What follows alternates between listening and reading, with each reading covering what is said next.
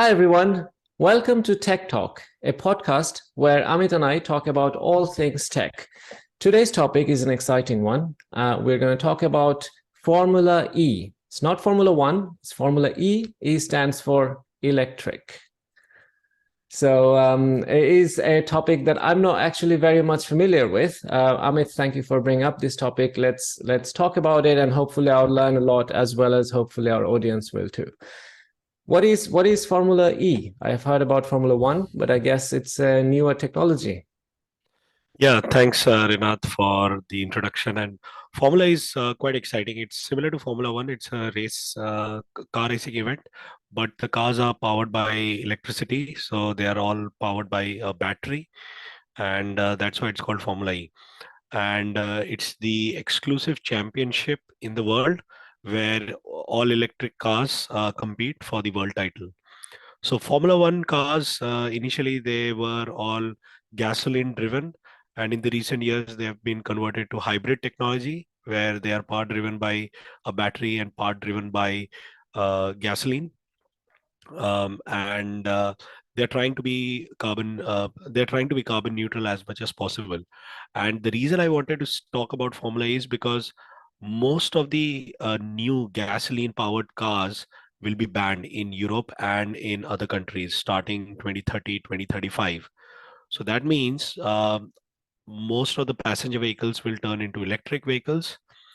And that means when you are watching a race on TV, it's actually not the cutting edge anymore because you're watching vehicles powered by gas instead of electricity.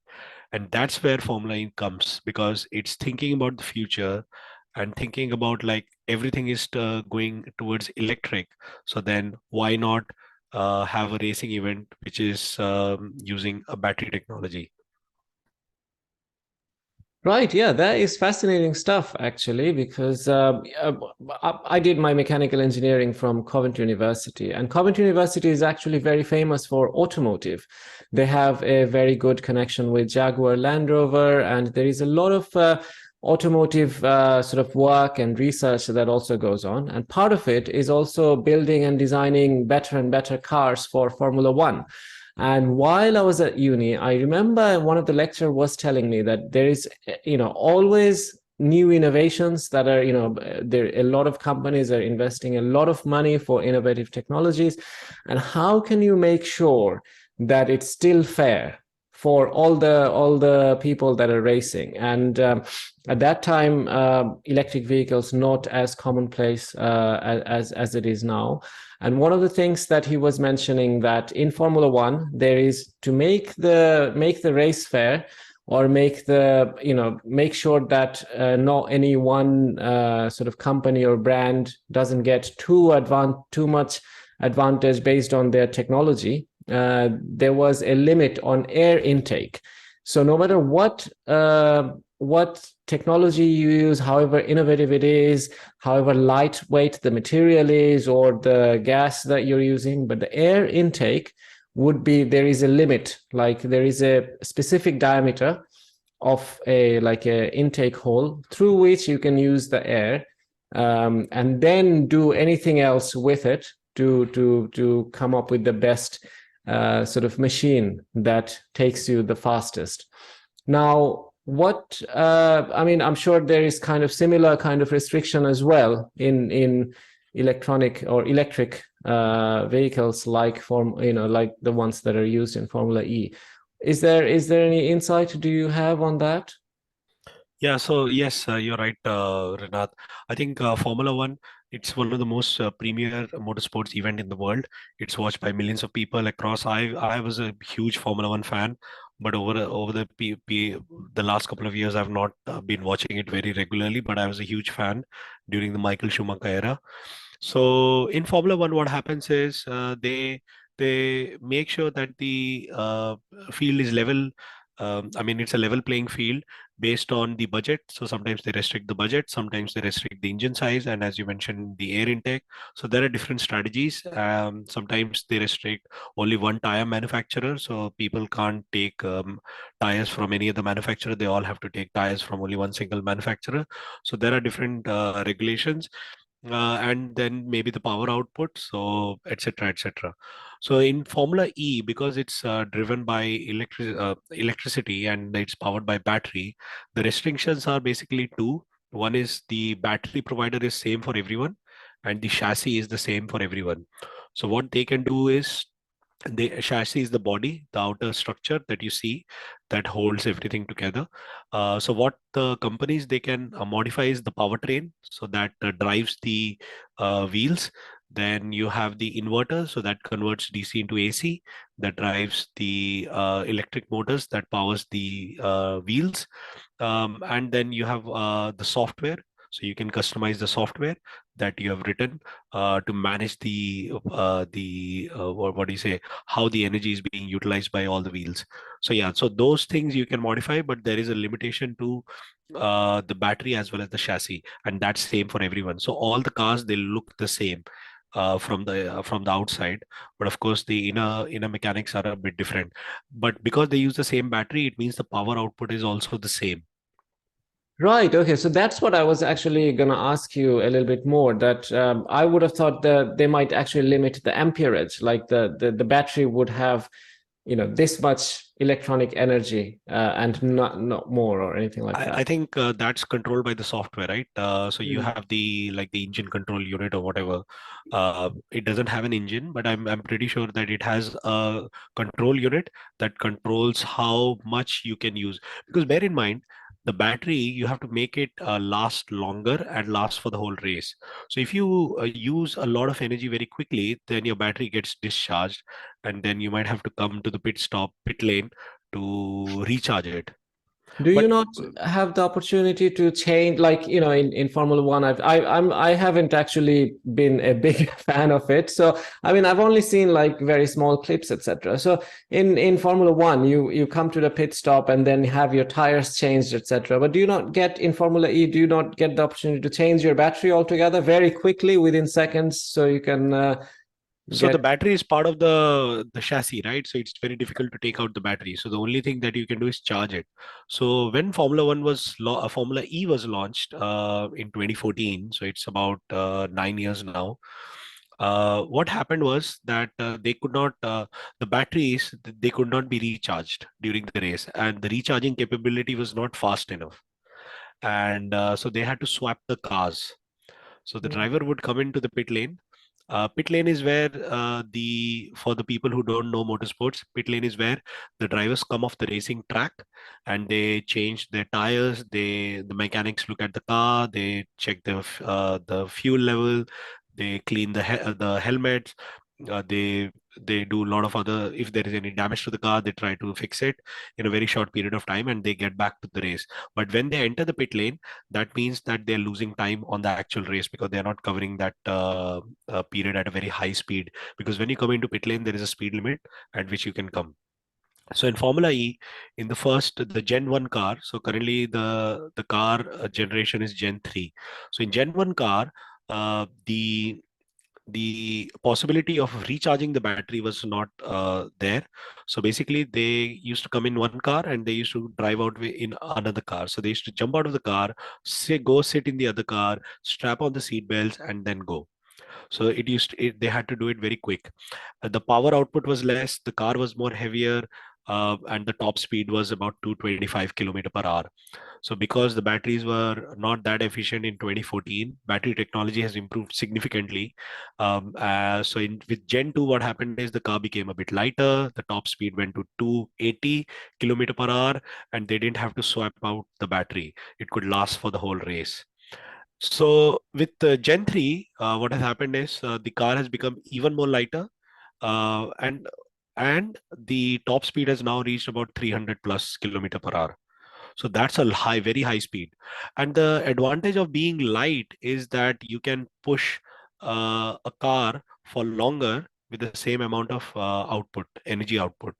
So even if you have maybe a higher power battery, but if your car is heavy, it'll take more energy to push it. But if it's light, then it takes less energy to push it. So it means your car can go further.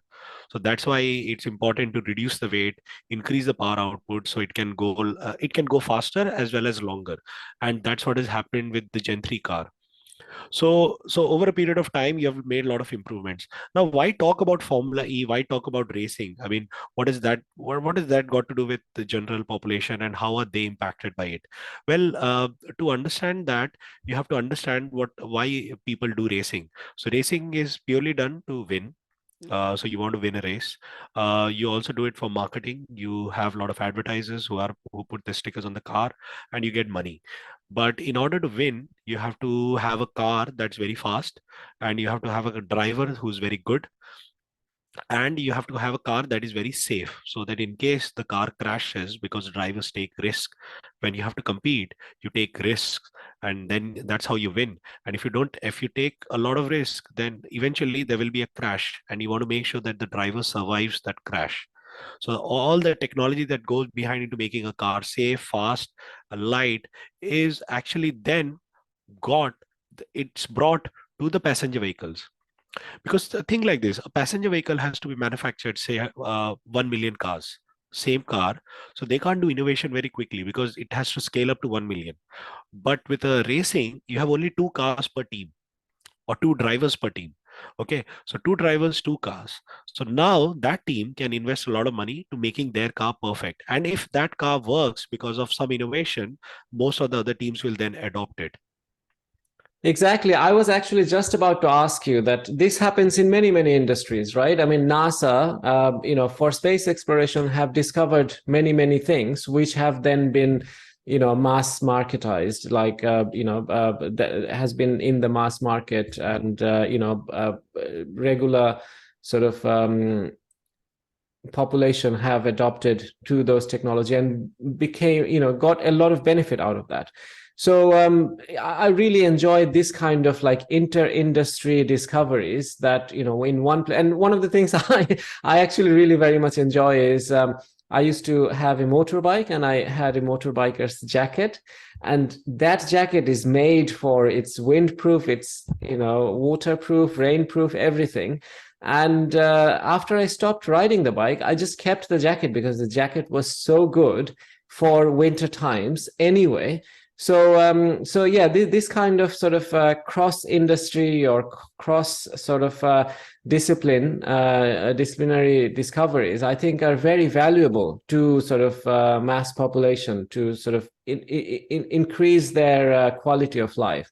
So, what are some of the ways that this happens from F1 or Formula E? So with Formula E, what's happened is you are now pushing the technology in terms of battery. Like, how do you make a battery more powerful, and how do you make a battery to push a car at that high speed for a very long range? So imagine there is a racing track. Okay, and Formula E races are not happened on a racing track somewhere at a remote location very far out from the city. They happen on city roads. So they actually happen within the city limits because it's electric car.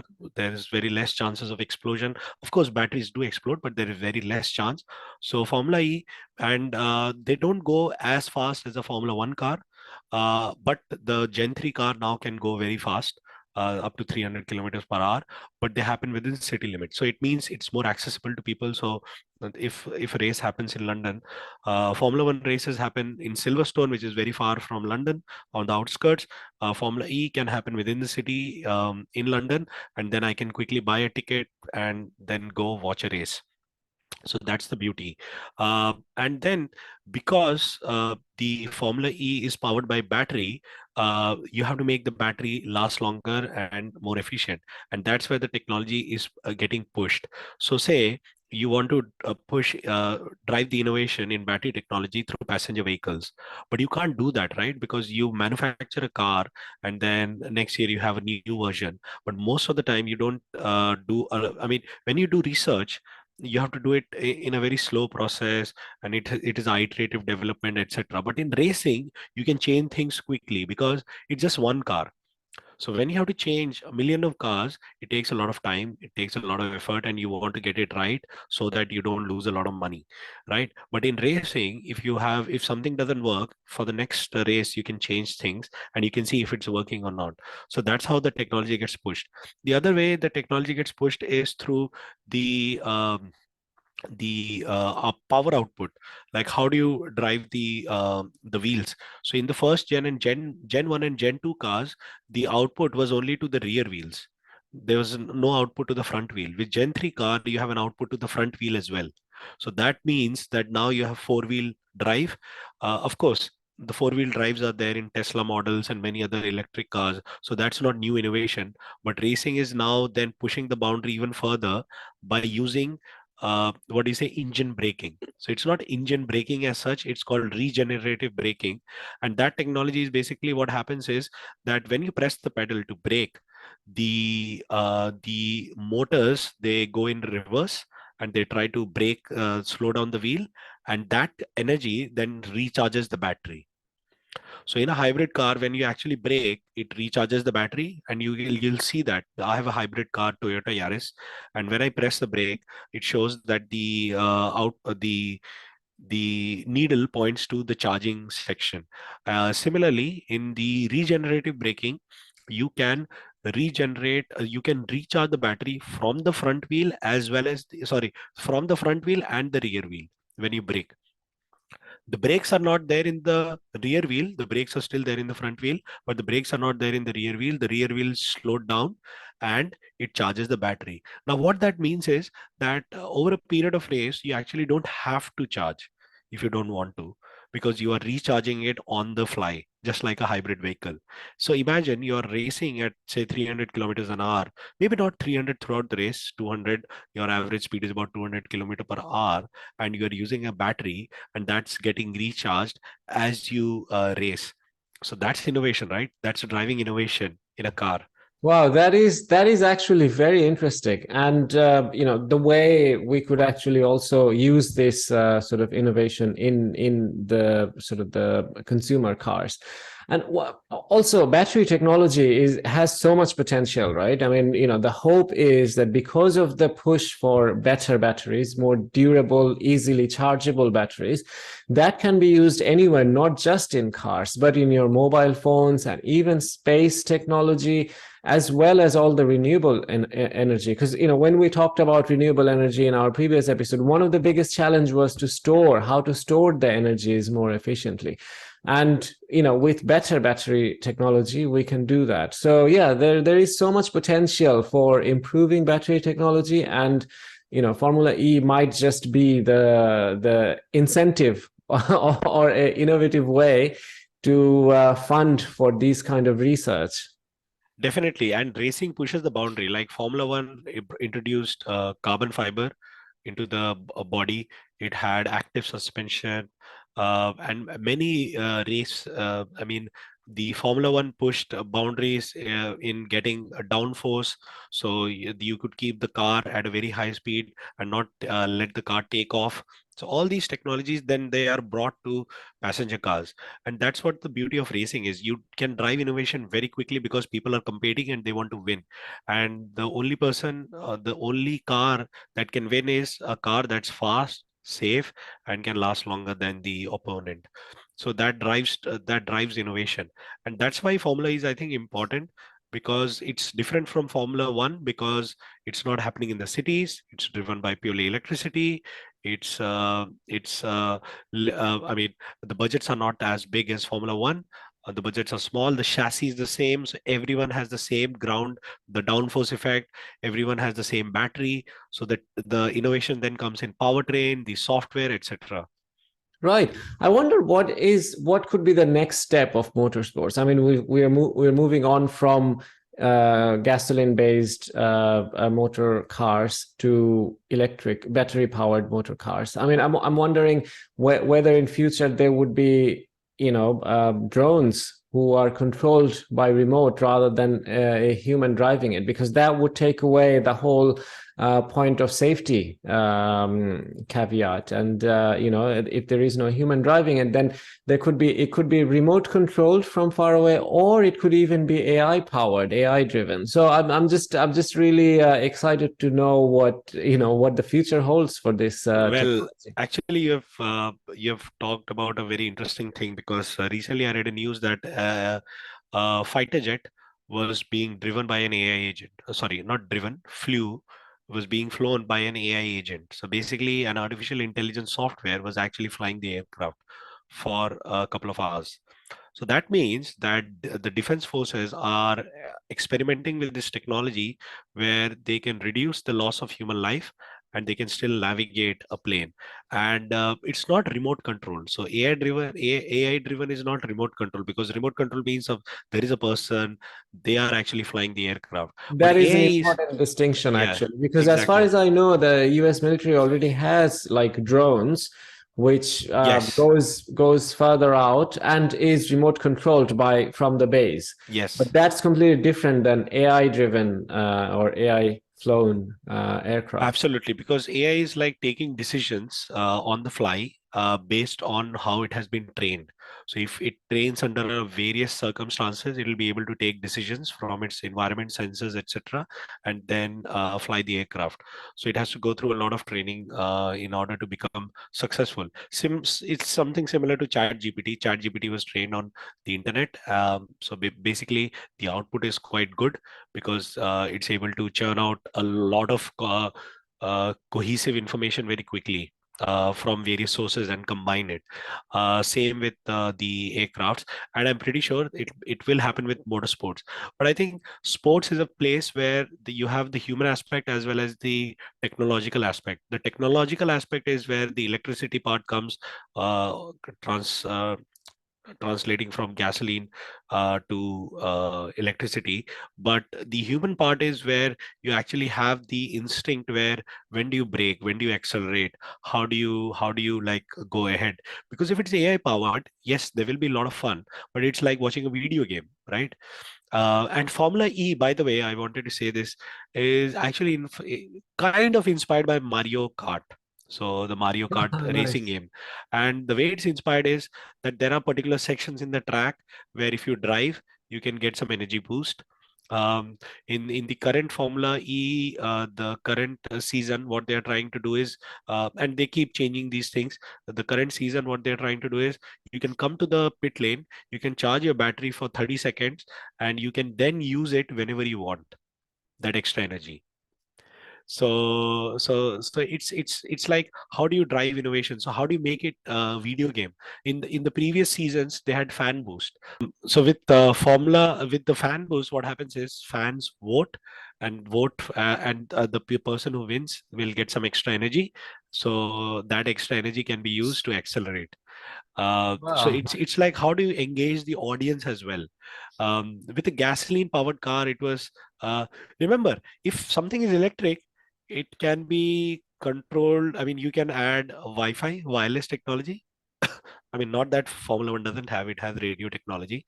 But what I'm trying to say is that because everything is powered by battery and then everything is controlled by electric unit, you can maybe gamify it, and that's where the fun part comes. Like, the audience can get engaged, you can use that extra energy at a certain time of the race, and it's the extra amount of energy, how much energy you get, what's the duration of the recharge. It's dependent on the rules, and with every season the rules change. Season is basically a calendar year for people who are not into motorsports.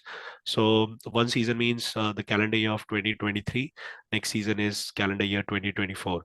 Calendar year starts from January and in December. So they have races across multiple geographies, just so that the fans can watch. The most recent race happened in Hyderabad in India, and it was quite fun. So yeah, so those are kind of the ways that you actually involve the audience. Like, how do you gamify it and then bring them to bring them to participate in the race rather than just spectating. Wow, that is really fun actually for the audience be able to be part of it, and also a very innovative way to make some extra income for the for the organizers. Because I'm sure I'm only hearing this from you now, but I am thinking that in order for the fans to participate, they probably have to pay a fee, don't they? Maybe not fee, but maybe like carrier fees, like sending an Mm. SMS, or because voting is through SMS. SMS is sometimes paid, so Mhm. like a premium number, so you pay for that. So mostly that, but yeah, I think I don't think that you have to pay just to vote. Voting can be done quite easily, and imagine if it's scaled up. you can earn a lot of money quickly. But I'm sure, yes, that's how the business model might be Mhm. running. But I think the focus should be like, how do you gamify? How do you make audiences? Of course, fan boost has now been removed from the current season, but this is something that they were experimenting with. So in this season, they're experimenting with 30-second pit stop, where you get some extra energy boost. It's like a fast charger attached to your car, trying to recharge the battery. And see, fast charging technology again is very important and very crucial for electric vehicles to succeed. Because if you can't charge a battery very quickly, then your electric vehicle will not succeed and will not truly replace gasoline powered cars. Because gasoline powered cars, you just take the fuel nozzle, put it in your car and fill the petrol, shut it, and you can drive. So it's that simple, and it takes about Yeah. 30-40 seconds. But if it takes, say, 30 minutes to recharge a car to the full potential, then what do you do for 30 minutes? And then there are people Mhm. waiting to recharge the cars. So all those things have critical. I mean, you have to think about all these factors. Plus, imagine a grid is producing, say, 1,000 megawatt of energy. That megawatt of energy is being used by the industry, the businesses, the consumers. Now suddenly there is an extra load of electric vehicles, and all the electric vehicles, they are using the same energy. That's, say, when you are at home, you're using the same energy which we normally use. So it's nothing extra, but suddenly the energy use starts going up because everyone now has electric vehicles charging at their home. Then they have to go on a trip, so they have to have electric chargers, and that chargers are powered by electric grid. So suddenly all the gasoline powered vehicles are now on the electric grid, and that extra energy has to come from somewhere. That is interesting. Yeah, the way everything is sort of interlinked and changing one thing, how significantly changes as a chain reaction to so many other things. It is very fascinating to think about. But yeah, no, I mean, I've learned a lot about Formula E, and I wish it just keeps innovating more and more new things, and experimenting with all of these new ways. It isn't just innovating the battery technology or the motorsport technology, but also playing with economics and social science as well, because how the fans react and how to do the business model, how to rethink all of these things are always fascinating and sort of very interesting to think about. Definitely, and racing is where the innovation happens, because if you want to produce something mass market, you need to drive innovation, and one of the fastest way to do that is through racing. Absolutely, absolutely. You're right, Amit. Thank you very much for coming up with this topic. I'm really glad I've learned a lot about this industry, this whole area. Hopefully, our audience have also benefited and is fascinated by all the new information they sort of came across today. Audience, another again request to you, please do reach out if you guys have any suggestions on what topics we should talk about, or if you'd like to come as a guest to talk about any of your topic of expertise. You're more than welcome to. Our contact details are in every platform wherever you're listening to us. Do reach out, and hopefully we will see you again next week. Thanks. Bye.